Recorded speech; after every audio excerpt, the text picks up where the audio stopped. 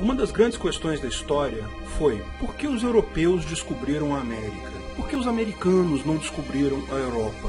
Todos sabemos que haviam culturas bastante desenvolvidas na América quando os europeus chegaram aqui. Os astecas tinham um império territorialmente mais ou menos do mesmo tamanho que a Espanha. A capital, Tenochtitlan, era uma cidade flutuante belíssima, onde hoje é a cidade do México. Muito mais bonita e bem arrumada que Madrid ou Lisboa da época.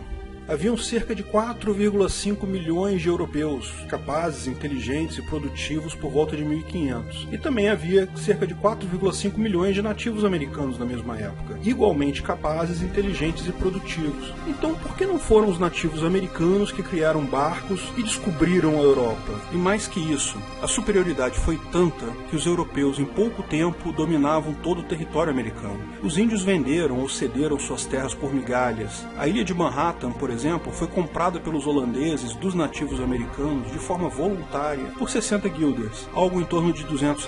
Veja, há 12 mil anos atrás éramos todos caçadores-coletores. O nível de tecnologia de um nativo americano em 10.000 a.C. era basicamente o mesmo de um europeu da mesma época. O que aconteceu de diferente entre 10.000 a.C. e 1500 depois de Cristo que fez tanta diferença para esses povos?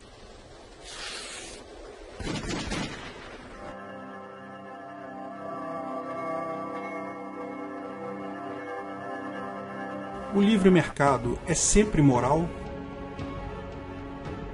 Por que os índios brasileiros, por exemplo, venderam terras, trabalho, outras coisas de valor em troca de bugigangas europeias como espelhos e contas coloridas? Não, os índios não eram inocentes, bobos, iludidos. A capacidade mental dos índios era em tudo similar à dos europeus. A questão é o mercado. Os índios não haviam inventado ainda o espelho. Isso era algo raro, escasso para eles. Por outro lado, havia terras e mais terras que sequer eram usadas pelos índios. Não havia escassez de terra. Lógico, vendo pelo retrovisor hoje foi um mau negócio, mas descobrir maus negócios no futuro é fácil. Do ponto de vista de um índio, naquele momento, era um ótimo negócio. Lógico que também houve violência, nem todas as terras foram obtidas por trocas voluntárias, houve terras tomadas à força dos índios, mas havia muita terra sobrando. Mas isso não muda o fato de que a superioridade europeia foi tanta que não houve propriamente uma guerra, mas uma simples dominação. Esse assunto, por que da Europa descobriu a América, é tratado em detalhes no ótimo livro do Jared Diamond, Armas, Germes e Aço.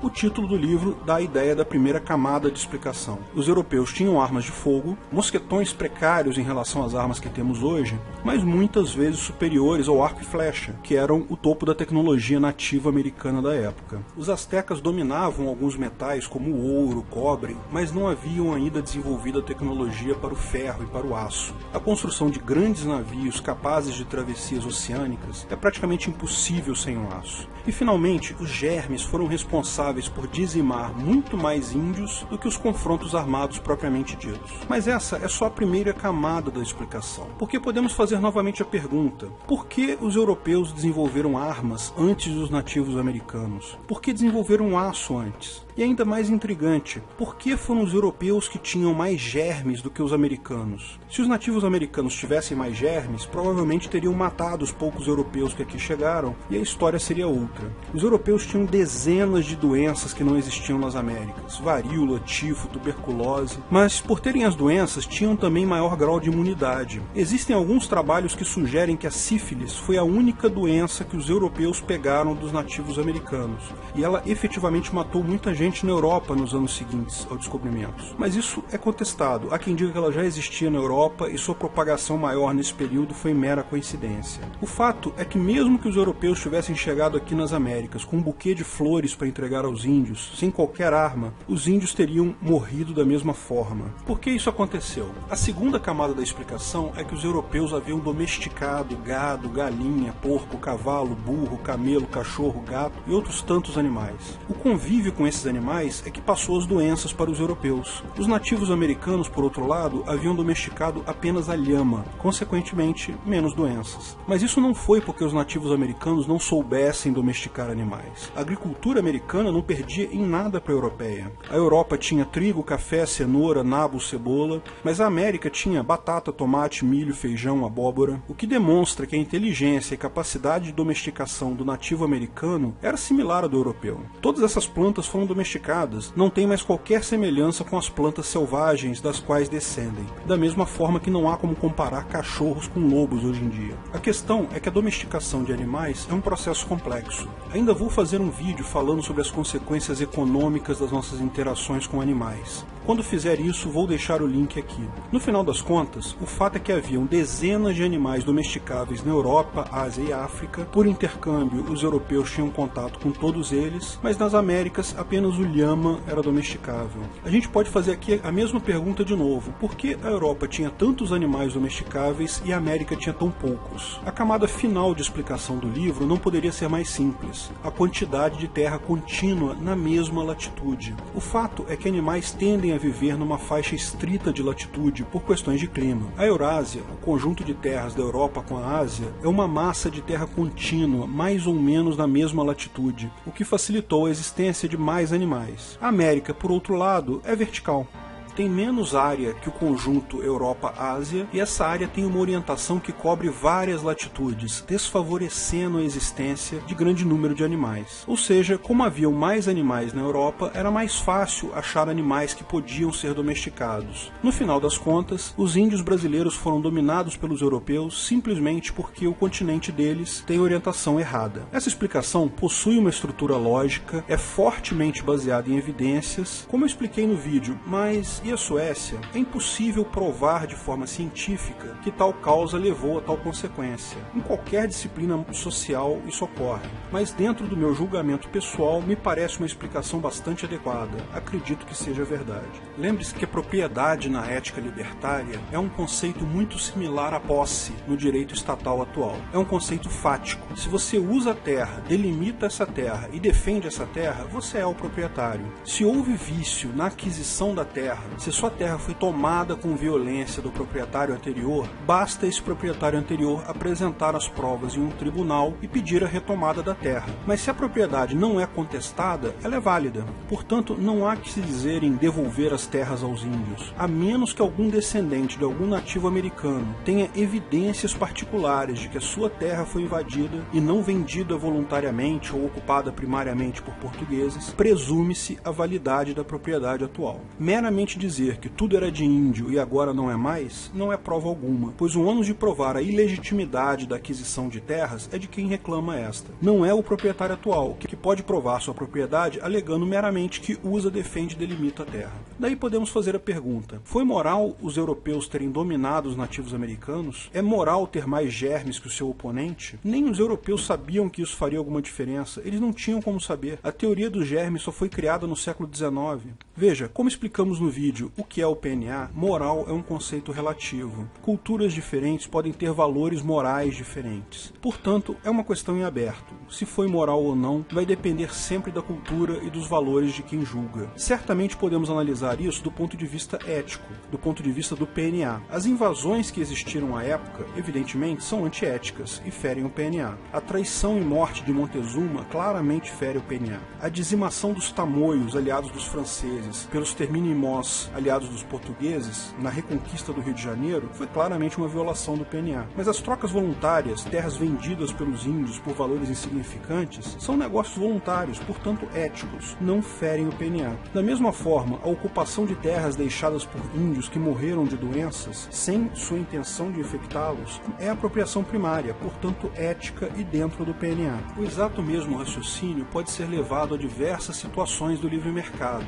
O valor de algo é muito diferente ao longo do tempo. O livre mercado é sempre ético, posto que é voluntário, ninguém é obrigado a comprar nada. Se é ético, certamente é moral também. Mas imagine uma situação: uma grande barreira de lama de uma mineradora se rompe, deixando a água de um rio totalmente inutilizável. Os habitantes das cidades rio abaixo ficam sem água potável. Lógico, com isso, a demanda por água mineral na região aumenta. O mercado é livre. Se há aumento da demanda, os preços sobem. Como há um enorme aumento da demanda sem contrapartida demanda da oferta, os preços num primeiro momento sobem absurdamente. Muitas pessoas passam a questionar o livre mercado. Isso é um absurdo, garrafa de água mineral a R$50, as pessoas precisam beber água, os comerciantes estão querendo lucrar com a tragédia. O curioso é que isso claramente é um traço da cultura latino-americana, associar aumento de preços à intenção do comerciante de lucrar. Se o comerciante pudesse aumentar o preço e com isso lucrar, todos os produtos custariam $1 milhão.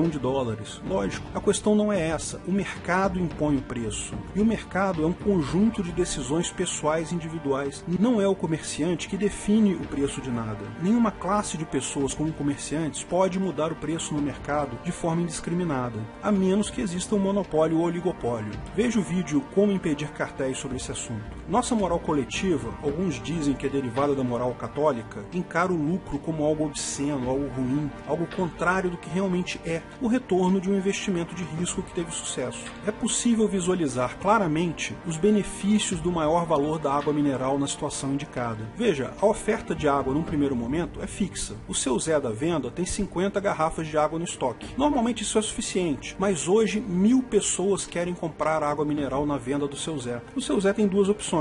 Ele pode manter o preço, isso significa que os 50 primeiros felizardos que chegaram lá vão comprar aquela água e os outros 950 vão ficar sem. Agora, o critério foi puramente sorte. Quem chegou primeiro levou. Agora, suponha que o seu Zé aumente o preço da água para R$50.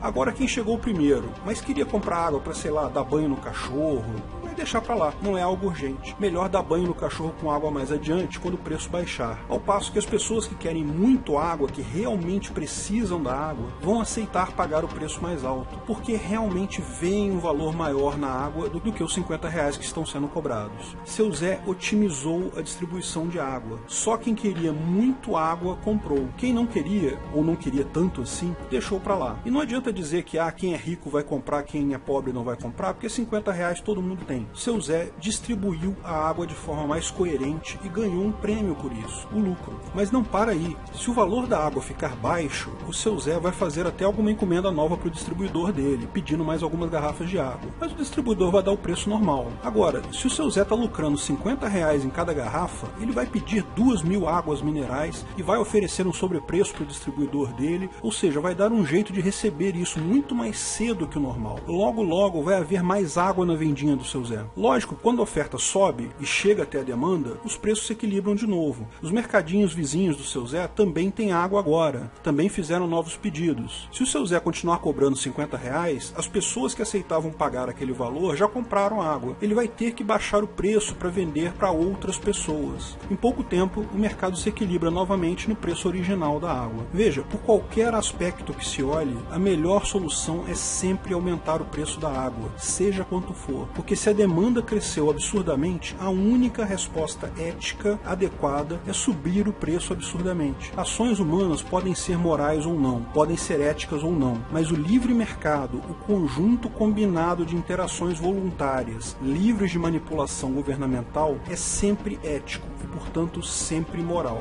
Nem sempre todas as partes de um negócio se dão bem. O risco sempre existe. E todos nós vamos, um dia ou outro, tomar prejuízo quando não esperávamos. Mas isso é muito melhor do que delegar decisões a um governo antiético que sempre vai tomar as decisões visando seus próprios integrantes, os políticos, funcionários públicos. Aprenda a gerir seu risco, a fazer apostas e a ter prejuízo. O Ancapistão vem aí, e saber gerenciar riscos será muito importante para quem quer ter sucesso.